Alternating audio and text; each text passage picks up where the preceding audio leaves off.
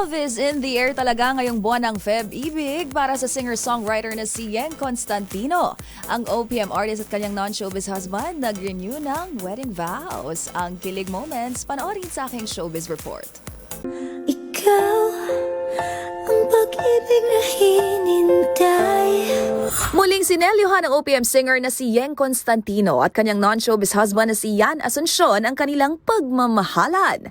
Bilang pagunita sa kanilang ika-10 anibersaryo bilang mag-asawa, ang dalawa nag-renew ng wedding vows sa pamamagitan ng isang garden ceremony sa Antipolo. Present din dito ang ilang malalapit na kaibigan ni Yeng sa industriya gaya ni Samuel V, singers Eric Santos, Jason D, Kyla, Jonah, mag-asawang KZ at TJ Monterde, gayon din si Isabel Oli Prats. Punong-puno naman ng pagmamahal ang mensaheng ipinaabot ng Ikaw hitmaker sa kanyang partner na itinuturing ding best friend at nagbalik tanaw sa kanilang journey sa nakalipas na isang dekada. Real, raw, and unrelenting devotion nga kung ilarawan ni Yeng ang kanilang love story. Eksaktong Valentine's Day noong 2015 ang ikasal sina Yeng at Yan sa Hacienda Isabela sa Indang, Cavite.